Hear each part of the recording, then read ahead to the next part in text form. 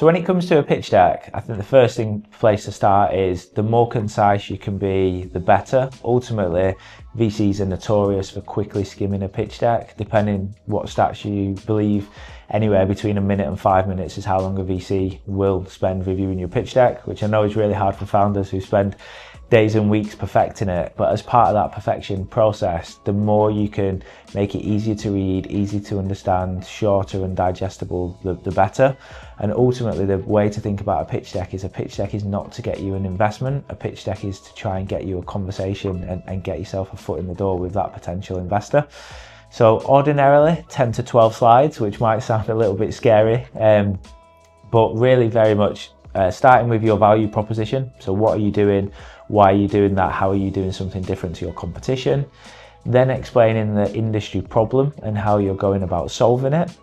And then depending who you speak to, there'll be different views on team. Some say leave it to the end, but I always like to see that team slide come relatively early, and explaining more than just your experience and logos of previous employers. It's easy to get lost in some of the names. Ultimately, just a bit of a framing of why you guys are the team to go out and solve this problem. So that might be past employment, it might be experience in a different industry, it might be that you've seen this problem as a customer, but ultimately, an overview of experience and how you've got here, but then something very crisp that explains why you guys as a team are collectively the people to solve this problem. Then you'd usually get into a little bit more of the market slide, so market size and opportunity. So your kind of TAM, SAM, and SOM. What's the big prize out there?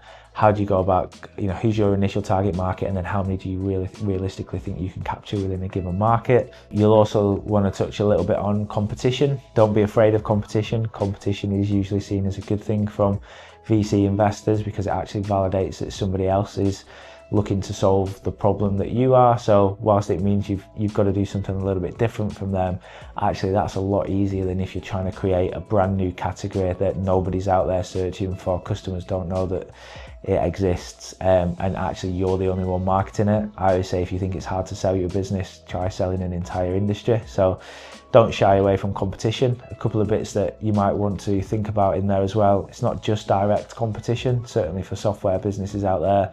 Some of the big competitors are Microsoft Excel, Outlook, and Inertia. So it's not that necessarily someone's selling the exact same product, but how is someone solving this problem that they've got right now? Could be software, could be a sticky tape and notepad and pen. All of that should form part of your analysis of competition and market. Then you'll typically want to touch a little bit on financials. So where are you today? How much are you raising? How long will that last you? And where do you think you'll be at the end of that cash runway? I would say whilst a lot of investors want to see that kind of 3 to 5 year plan, I would be very focused on the next 12, 24 months in particular. A little bit about the round, how much you're raising, why you're raising that amount, what that gives you, and again, where you think you'll be at the end of it. So they're the big things that I would include. Obviously, throughout that, you need to talk about the product and what you're building, but I wouldn't go into too much detail. Don't need to see wireframes, don't need to see kind of every piece within product. If you've got a really slick demo video, then that's great to include as a link, but yeah, don't lose yourself with kind of 10 or 12 pages articulating the product in every bit of detail.